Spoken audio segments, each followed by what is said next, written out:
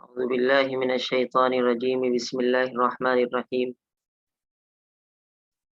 إن المسلمين والمسلمات والمؤمنين والمؤمنات والقانتين والقانتات والصادقين والصادقات والصابرين والصابرات والخاشعين والخاشعات والمتصدقين والمتصدقات والصائمين والصائمات والحافظين فروجهم والحافظات والذاكرين الله كثيرا والذاكرات أعد الله لهم مغفرة وأجرا عظيما۔ یہ سورہ احزاب کی آیت نمبر 35 ہے، بہت لمبی آیت ہے اور بہت اہم آیت ہے۔ اس میں 10 باتوں کے کرنے پر جنت کا وعدہ ہے، اور اہم بات یہ ہے کہ عورتوں کو خاص طور پر الگ سے بیان کیا ہے کہ اگر ایسی 10 عمل کرنے والی عورتیں پائی جاتی ہیں تو وہ جنت میں جائیں گی۔ انا بے شک یقیناً المسلمین عمل پیرا مرد، عمل پیرا عمل کرنے والے، والمسلمات اور عمل پیرا عورتیں یعنی عمل کرنے والی عورتیں۔ یہ بتلایا تھا کہ آخر میں اگر نون آئے تو وہاں مرد ہوتے ہیں مراد، اور اگر وہاں پر تا لمبی تا آئے تو وہاں پر عورتیں مراد ہوتی۔ اور ایمان والے مرد، والمؤمنات اور ایماندار عورتیں، والقانتین اطاعت شعار مرد، اطاعت شعار اطاعت کرنے والے مرد اور اطاعت کرنے والی عورتیں، والصادقین اور راست باز مرد، راست باز یعنی جو سچ بولتے بھی ہیں اور سچ کرتے بھی ہیں، والصادقات اور راست باز عورتیں یعنی سچی عورتیں، والصابرین صبر شعار مرد، صبر شعار عورتیں۔ شعار کا مطلب وہی یعنی ان کی عادت ہے، ایسا نہیں ہے ایک دو مرتبہ صبر کر لیا۔ صبر کرنے والے مرد، صبر کرنے والی عورتیں، والخاشعین اور دبے رہنے والے مرد اور دبے رہنے والی عورتیں، والمتصدقین اور خیرات صدقہ کرنے والے مرد، صدقہ کرنے والی عورتیں، والصائمین روزہ دار مرد، روزے دار عورتیں، والحافظین نگہداشت نگرانی کرنا، حفاظت کرنا، حفاظت کرنے والے مرد، فروجہم اپنی شرمگاہوں کی، والحافظات اور نگہداشت کرنے والی عورتیں اپنی شرمگاہوں کی، والذاکرین اور یاد کرنے والے مرد اللہ تعالیٰ کو کثیراً بہت زیادہ، والذاکرات اور یاد کرنے والی عورتیں۔ یہ 10 عمل ہو چکے، کیا ہے اب ہوگا کیا ان کا؟ اعدہ تیار کی ہے اللہ تعالیٰ نے لہم ان کے لیے، مردوں کے لیے بھی عورتوں کے لیے بھی، مغفرت بھی یعنی بخشش، و اجرا عظیما اور بڑا ثواب۔ اور ظاہر سی بات ہے بڑا ثواب جنت ہی میں ملے گا، اس وجہ سے یہ کہہ دیا گیا کہ جنت میں جانے کا وعدہ کیا گیا ہے۔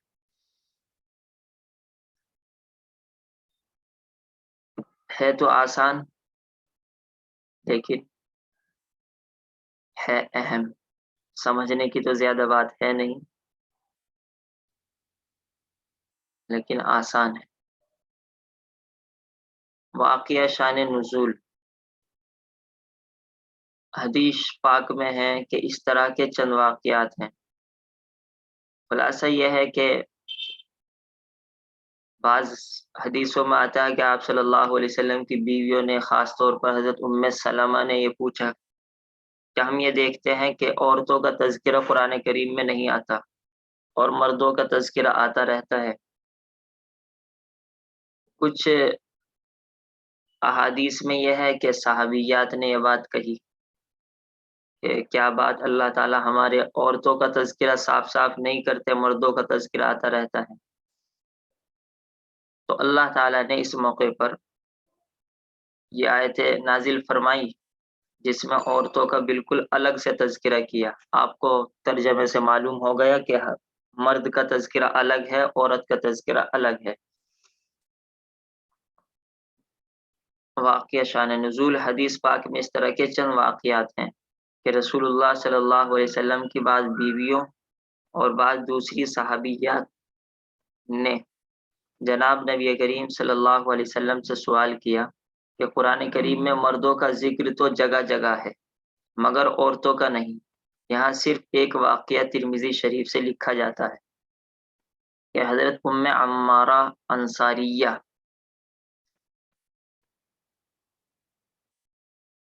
رسول اللہ صلی اللہ علیہ وسلم کی خدمت میں حاضر ہوئی اور عرض کیا، یا رسول اللہ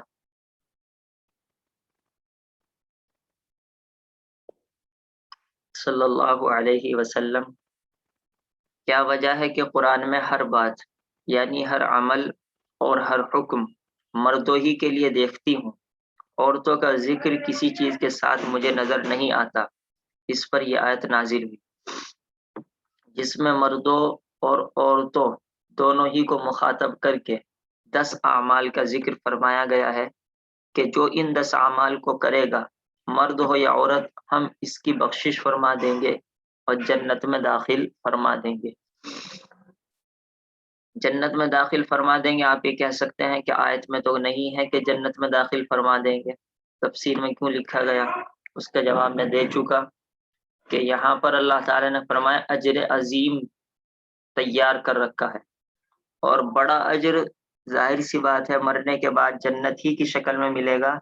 دنیا میں اجر اگر ملے بھی اس کو اجر عظیم نہیں کہا جا سکتا، کیونکہ آخرت کے مقابلے میں دنیا کا اجر عظیم نہیں ہوتا، بڑا نہیں ہوتا۔ یہاں پر تو اللہ تعالی نے عورتوں کا تذکرہ کر دیا، لیکن یہاں پر ایک سوال یہ پیدا ہوگا کہ آخر سب جگہ عورتوں کا تذکرہ الگ سے کیوں نہیں کیا جاتا، جب عورت باقاعدہ الگ مانی جاتی ہے مردوں سے، تو اور ان کو بھی قرآن پر عمل کرنے کے لیے کہا گیا ہے، تو ان کا تذکرہ الگ سے ہونا چاہیے تھا۔ یہ آئی ایم کون ہے؟ چیٹ کے ذریعے سے بتلائے۔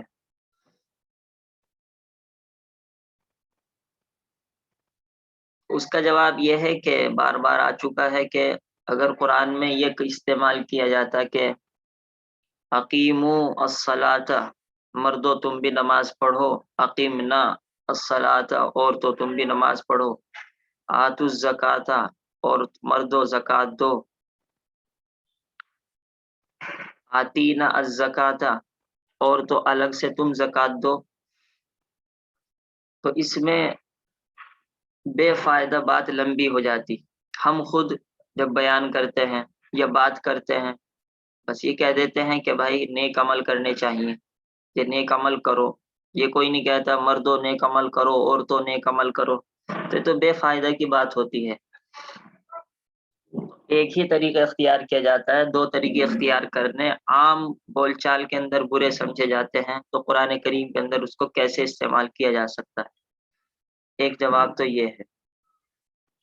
دوسرا جواب یہ ہے کہ عورتوں کو اللہ تعالیٰ پردے میں رکھنا چاہتے ہیں کہ بس عورت ضمناً یعنی مردوں کے انڈر میں رہ کر قرآن کو حاصل کر لے اور قرآن کو سمجھ لے، یہ نہیں باہر جا جا کر باقاعدہ اپنی ایک چھاپ بٹھا کر اور ایک الگ عنوان بنایا جائے۔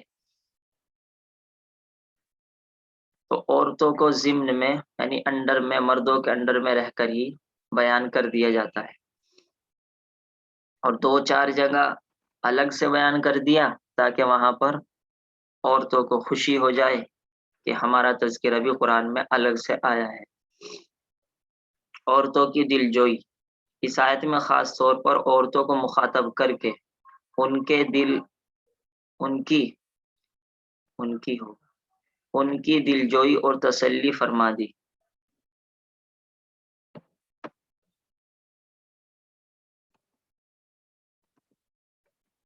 اور یہ بھی ظاہر فرما دیا کہ ہمارے یہاں مرد اور عورت کی کوئی تخصیص نہیں، تخصیص کہتے ہیں خاص طور پر کسی کو بیان کرنا، یعنی ایسا نہیں ہے کہ اگر ہم الفاظ میں مردوں کا ذکر کرتے ہیں تو مردوں کا ہی اللہ تعالیٰ سے تعلق ہو سکتا ہے اور مرد ہی جنت میں جائیں گے، نہیں، ایسا نہیں ہے۔ عورت نیک عمل کرے گی وہ جنت میں جائے گی، مرد نیک عمل نہ کرے وہ جہنم میں جائے گا۔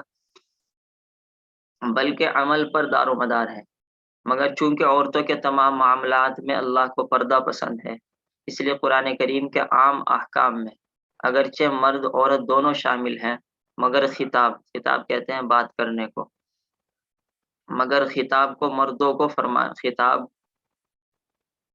مردوں، یہاں کو بھی زائد ہے، خطاب مردوں کو فرمایا گیا ہے، عورتوں کو ان کے ضمن میں مخاطب کیا گیا ہے، اور جہاں خاص طور پر عورتوں ہی کے احکام کو بیان فرمایا گیا وہاں عورتوں ہی کو مخاطب کیا گیا، جیسے کہ آپ پڑھ چکے پردے کے احکام میں وقرن فی بیوتکن، اپنے گھر ٹھہرو، تو وہاں صرف عورتوں کے لیے بولا گیا۔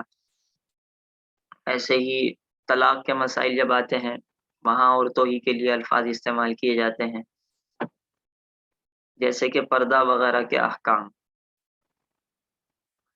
رہی بات یہ 10 اعمال کون سے ہیں، وہ 10 اعمال ان پر 10 دن تک بیان کیا جا سکتا ہے، لیکن آپ تو سبق پڑھ رہے ہیں، بیان نہیں سنتے، اس وجہ سے بس ان 10 باتوں کو یاد کر لینا چاہیے، اور ڈیٹیل تو سب آدمی کے ذہن میں ہے ہی، عمل کرنے والی بات رہ جاتی ہے بس۔ وہ 10 اعمال یہ ہیں۔ نمبر 1، اسلامی اعمال ادا کرنا۔ قرآن نے لفظ بولا المسلمین، مسلمین کہتے ہیں،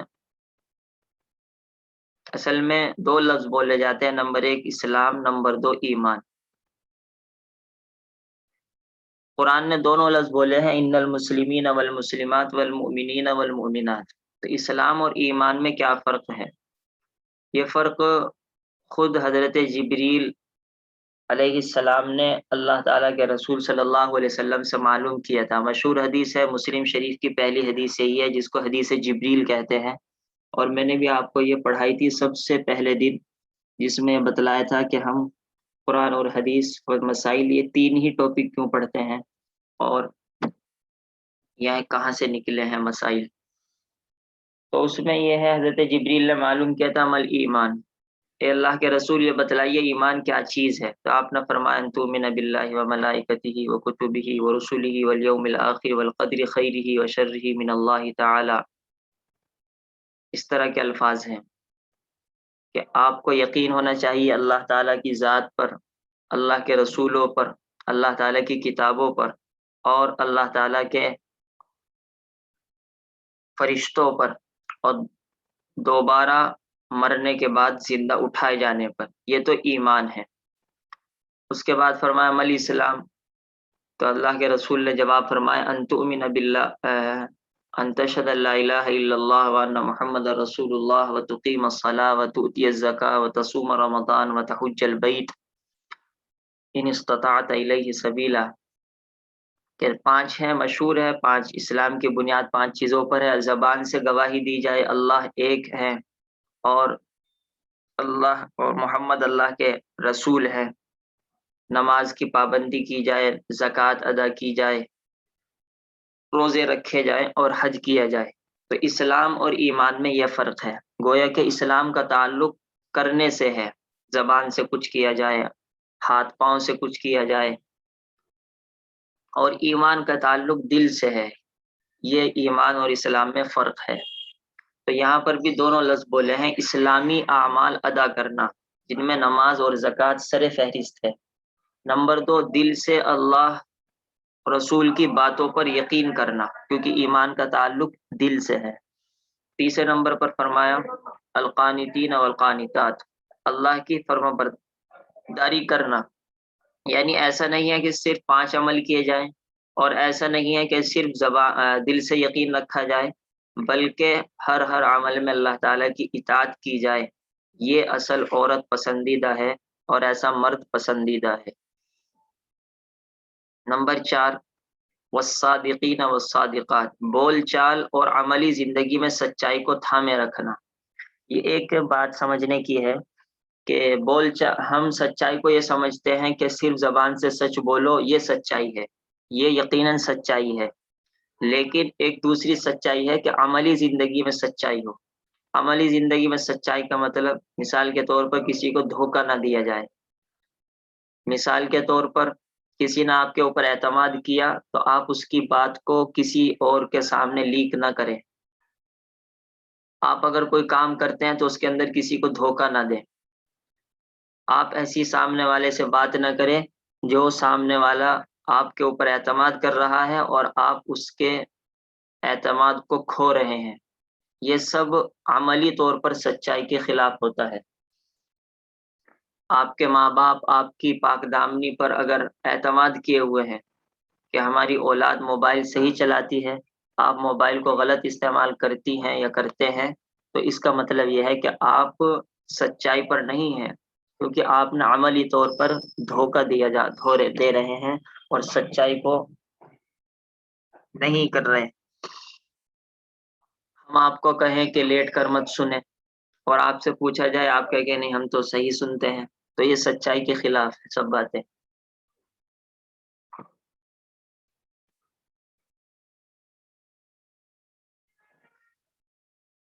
تو سچائی دونوں کی ہوتی ہے، اسی وجہ سے راست باز ترجمہ کیا جاتا ہے کہ بات میں بھی سچائی ہو اور عمل میں بھی سچائی ہو. خالی بات میں سچائی یقیناً بہت اعلیٰ درجے کی چیز ہوگی، لیکن عمل میں سچائی اس سے اعلیٰ درجے کی چیز ہوتی ہے.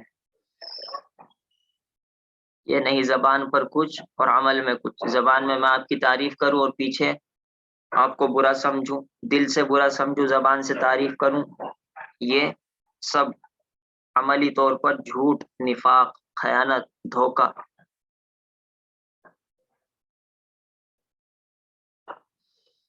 نمبر 5، دین پر جمے رہنا اور مصیبتوں پر صبر کرنا. یہاں پر بھی بات سمجھنی چاہیے، قرآن استعمال کرتا ہے والصابرین والصابرات.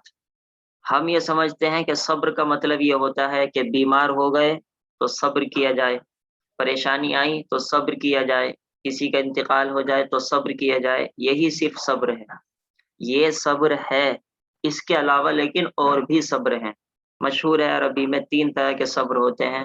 نمبر 1 صبر علی الطاعات، یعنی نیکی پر جمنا. ایسا نہیں ہے فجر کی نماز آج پڑھی کل چھوڑ دی، کل پڑھی پرسوں چھوڑ دی، نمازیں جب موقع لگا پڑھ لی اور جب موقع لگا چھوڑ دی. اس کو اللہ تعالیٰ کے یہاں جمنے والا نہیں مانا جاتا. اور جو مشہور ہے نا انما یوفی الصابرون اجرهم بغیر حساب، اللہ تعالیٰ صبر کرنے والے کو ان کا بدلہ بغیر حساب، بلا حساب و کتاب دیں گے. اتنا دیں گے اتنا دیں گے، اس کا حساب شمار نہیں ہوگا. اس میں دھوکہ کھاتے ہیں لوگ اور سوچتے ہیں کہ صبر کرو اور اتنا بڑا اجر مل جائے گا، کبھی نہیں ملے گا. جمنا، دین پر جمنے والے کو یہ ثواب ہے کہ کیسے بھی حالات ہیں دین پر جمے رہنا ہے، گناہ نہیں کرنے ہیں، نیکی کرنی ہے. یہ اصل صبر ہے، قرآن کا صبر. اور جو ہم اردو کے اندر یہ سوچتے ہیں کہ صرف بیماری پر صبر کر کے بڑے بڑے درجات مل جائیں گے، یقیناً بیماری پر صبر کرنے میں بہت بڑے درجے ملتے ہیں، لیکن وہ جو یہاں پر قرآن میں آیا ہے والصابرین والصابرات، اور وہاں پر آیا ہے انما یوفی الصابرون اجرهم بغیر حساب، وہ جبھی ملے گا جب کہ آدمی دین پر جم جائے. تو پہلا صبر ہے اطاعت پر صبر کرنا، یعنی جمے رہنا. نمبر 2 ہے احتراز عن المعصیہ والصبر عن المعصیہ، گناہوں سے بچنا، اس کی زندگی گزارنا. اور نمبر 3 والصبر علی المصائب، مصیبتوں پر صبر کرنا، بیماری پر، پریشانی پر، لڑائی جھگڑوں پر، اس پر صبر کرنا. تو 3 چیزوں پر جب آدمی عمل کرتا ہے تب جا کر وہ قرآن کی نظر میں حقیقتاً صابر اور وہ عورت صابرہ کہلائے گی. اس کی وجہ سے یہاں پر لکھا گیا دین پر جمے رہنا اور مصیبتوں پر صبر کرنا. یہ اصل والصابرین والصابرات کا ترجمہ اور مطلب ہوا. اس کے بعد ہے والخاشعین والخاشعات، اس کا ترجمہ ہے چھوٹا بن کر رہنا اور چھوٹا بن کر دل لگا کر عبادت کرنا. ترجمہ کیا ہے اس کا دبے رہنا. تو دبے رہنے کا مطلب یہ نہیں کہ آدمی دب دب کر گھومتا رہے پھرتا رہے اور بالکل بولے نہ، یہ مطلب نہیں ہے.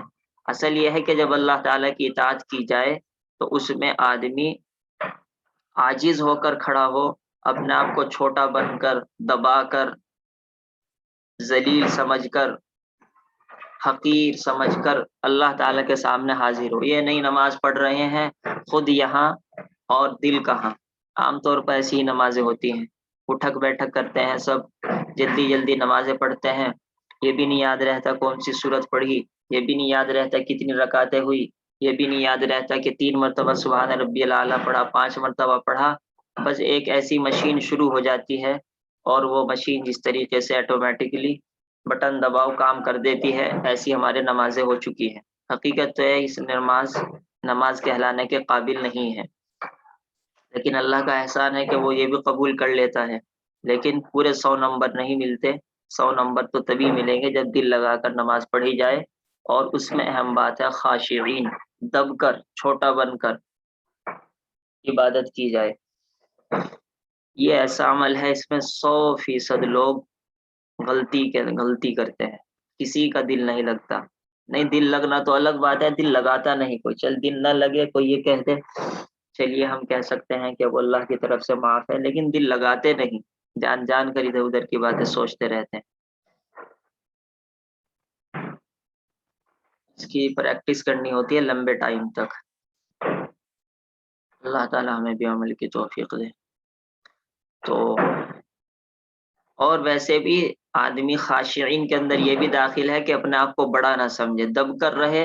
یہ مطلب یہ ہے کہ اب دوسرے کو، کسی غریب کو، کسی کم عمر کو، شوہر اپنی بیوی کو، ماں باپ اپنی اولاد کو کوئی ذلیل نہ سمجھے. یہ نہ سمجھے یہ ہمارے ماتحت ہے. کارخانے دار اپنے نوکر کو ان کا حق نہ مارے، ان کو جھڑکے مت. یہ نہ سمجھے کہ ہم بڑے ہیں اور دوسرا چھوٹا ہے. یہ بھی الخاشعین کے خلاف ہو جائے گا، کیونکہ خاشعین کا مطلب ہے اللہ تعالیٰ کے سامنے دب کر رہنا، خاص طور پر نماز پڑھتے ہوئے اور عام طور پر تمام حالتوں میں. یہ اچھی طریقے سے یاد کر لیجئے کیا کیا مطلب ہے. ویسے تو ماشاءاللہ بہت سارے لکھتے ہیں، خوشی ہوتی ہے جو لکھتے ہیں، اور انہوں نے لکھ کر دکھایا بھی ہے. ابھی فائدہ سمجھ میں نہیں آتا لکھنے کا فائدہ بعد میں سمجھ میں آتا ہے. نمبر 7، اللہ کے لیے صدقہ کرنا، والمتصدقین والمتصدقات. مال بھی خرچ کیا جائے، ایسا نہیں ہے کہ صرف آدمی بدن سے عبادت کرے بلکہ مال بھی خرچ کرے. والصائمین والصائمات، روزے رکھنا. روزے رکھنے کے اندر رمضان کے روزے تو فرض ہیں یقیناً، وہ تو رکھنے ہیں، لیکن نفلی روزے بھی رکھنے چاہیے. مہینے میں 3 تو سنت ہیں روزے رکھنا، تو کوشش کرنی چاہیے مہینے میں 3 روزے ہو جائیں کسی نہ کسی طریقے سے. اور اگر نہ ہو سکے تو جتنے بھی ہو جائیں، ایک آدھا ہی ہو جائے، کم سے کم یہ تو ہو جائے کہ نفلی روزے بھی رکھتے ہیں.